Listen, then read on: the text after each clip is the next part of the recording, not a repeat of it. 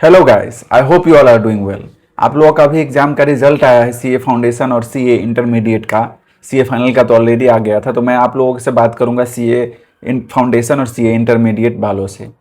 तो आप लोगों का जो रिजल्ट आया है उसमें जो पास हो गए हैं उनको बहुत सारा कंग्रेचुलेशंस। और आप लोग बस अब अगर सीए फाउंडेशन से सीए इंटर में गए हो तो फिर उसके लिए प्रिपेयर करना चालू करो। इंटर से आप फाइनलिस्ट बन गए हो तो अब आर्टिकलशिप कहाँ करना है उस वो डिसाइड करो। क्लासेस कहाँ से लेना है वो सब सोचो। अभी तो पहले आर्टिकलशिप का सोचो, उसके लिए भी मैं गाइड कर दूंगा आप लोगों को। लेकिन आज ये वीडियो मैं बना रहा हूँ जो पास नहीं कर पाए हैं, जो अनसक्सेसफुल रह गए हैं, तो उनसे मैं डायरेक्टली बात करना चाह रहा हूँ इस वीडियो में। और अगर आप लोग उस कैटेगरी में है कि अनसक्सेसफुल रह गए इस अटेम्प्ट में, या 2-3 अटेम्प्ट 4 अटेम्प्ट दे रहे हैं और अभी तक नहीं हो पा रहे, या तो फाउंडेशन में है आप 2 अटेम्प्ट हो गया है, इंटर में है 2-3-4 अटेम्प्ट हो गया और नहीं हो पा रहा है, उनसे मैं बात करूँगा इस वीडियो में। और उनके लिए मैं अपना स्टोरी शेयर करूँगा कि मेरा भी ऐसा ही था, ऐसा ही सिचुएशन था। आज मैं सीए फाइनल में हूँ। अब मैं मेरा आर्टिकलशिप पीरियड कंप्लीट हो गया, मैं इंडस्ट्रियल ट्रेनिंग कर रहा हूँ, उसमें भी कुछ ड्यूरेशन बचा है। तो आप इंडस्ट्रियल ट्रेनिंग भी अच्छा कंपनी से कर रहा हूँ और आर्टिकलशिप भी ठीक ही था मेरा। तो लेकिन मेरा भी अटेम्प्ट लगा था। मेरा जर्नी, अगर आप लोग मेरा यूट्यूब चैनल फॉलो कर रहे हो तो आप लोगों को पता होगा कि मेरा भी अटेम्प्ट लगा था। सीए फाउंडेशन में भी लगा था और इंटर में भी लगा था। मेरे हिसाब से मेरा जितना अटेम्प्ट लगा था फाउंडेशन में और इंटर में, उतना आप लोगों का लगा भी नहीं होगा। कोई कोई होगा एक्सेप्शनल जिसको लगा होगा। मतलब मेरा इंटर में तो काफ़ी अटेम्प्ट लग गया था और फाउंडेशन, क्योंकि बीच में गैप भी हो गया था मेरा, और फाउंडेशन में भी अटेम्प्ट लगा था। तो अगर आप लोग उस कैटेगरी में हो, अगर अब भी आप लोग कैसा फील कर रहे हो, वो मुझे पता है क्योंकि मैं उस फेज से निकला हूँ। I can feel you. और वो मेंटली एकदम डिस्टर्बिंग होता है और डिसहार्टनिंग होता है। तो आप लोग अगर वो फील कर पा रहे हो अभी और वो फील कर रहे हो, तो आप लोग एक चीज़ ध्यान रखो कि उसको माइंड में नहीं रखना है, क्योंकि इट इज़ कम्प्लीटली ओके।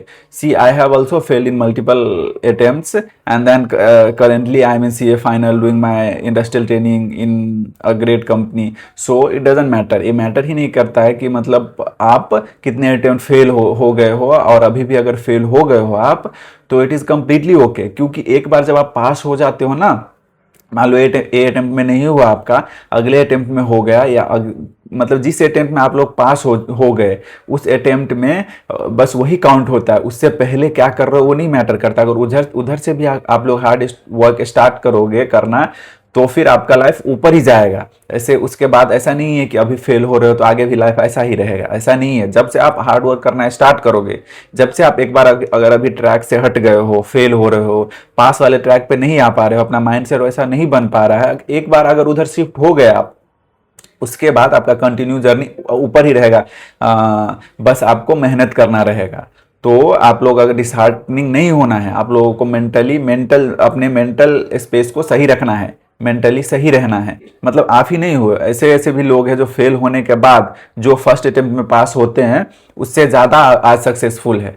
तो ऐसा नहीं है। जो सीए बनने के बाद कितने टीचर है जो फेल हुए थे आज कितना सक्सेसफुल है, कितने लोग हैं जो फेल हुए थे और आज अच्छा खासा बिजनेस रन कर रहे हैं, कहीं अच्छा खासा कंपनी में है फेल होने के बाद। तो इट इज़ कम्प्लीटली ओके अगर आप लोग अभी उस सिचुएशन में हो, अगर फेल हुए हो। बस एक चीज़ ध्यान रखना है कि आप लोगों को खुद को एनालाइज करना है कि कहाँ मिस्टेक हो रहा है। उसमें मैं आप लोगों को हेल्प करूंगा जब भी लगेगा आप लोगों को कोई भी गाइडेंस उससे रिलेटेड, क्योंकि मैं उस फेज से निकला हूँ। तो मैं आप लोगों को अच्छे से गाइड कर सकता हूँ, आप लोगों को मिस्टेक बता सकता हूँ।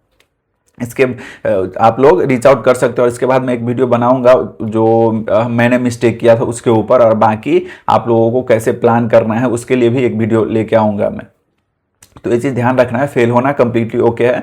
आप लोगों को बस एनालाइज करना है कि क्या मिस्टेक कर रहे हो आप जो कि बार बार फेल हो जा रहे हो। और अगर आप किसी का पहली बार फेल हुए हो, मतलब मान लो फाउंडेशन में हो और पहली बार फेल हुए, कभी लाइफ में फेल नहीं हुए थे।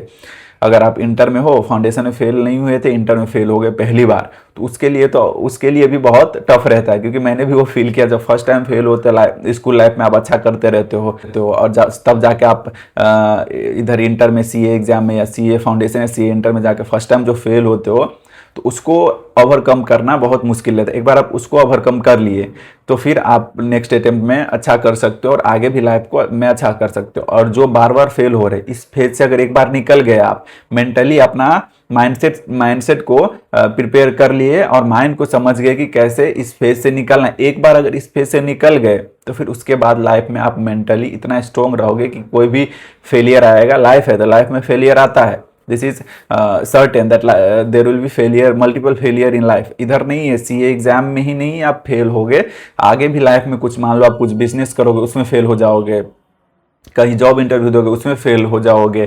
तो ऐसा नहीं है कि ये फेलियर खत्म हो जाए, लेकिन आपका माइंडसेट ऐसा बन जाएगा कि वो फेलियर आपको इफेक्ट ही नहीं करेगा, क्योंकि आपको पता है लाइफ है, तो लाइफ में ऐसे ऊपर नीचे होता रहता है। ये चीज़ ध्यान रखो आप, बस एक चीज़ ध्यान रखना है कि प्रोसेस पे ध्यान देना है, अपना मेहनत करना है, एनालाइज करना है कहाँ मिस्टेक हुआ है और फिर से लग जाना है, नेक्स्ट अटेम्प्ट में आप लोग पास हो जाएंगे। इसको ऐसा सोचो कि अगर फेल अभी हो रहे हो तो मेंटली आपको स्ट्रांग बना रहा है, और मेंटली स्ट्रांग हो गए आप तो फेलियर से डरोगे नहीं, बड़ा बड़ा डिसीजन ले पाओगे, अच्छा करोगे लाइफ में। बहुत लोग हैं ऐसे जो फेल होके, अब दूसरे एग्जाम में भी देख लो ना, यूपीएससी वगैरह हो गया, बाकी एग्जाम हो गया, कितने मल्टीपल अटेम्प्ट फेल होते हैं, बाकी जाके ऑल इंडिया रैंक 1 लाते हैं। इधर भी है, अपने सीए में भी है, जो सीए इंटर में, सीए फाउंडेशन में बार बार फेल हो रहे थे और सीए फाइनल में जाके रैंक भी आया, ऑल इंडिया रैंक 1 तक भी आया है लोगों का जो फेल हो रहे थे।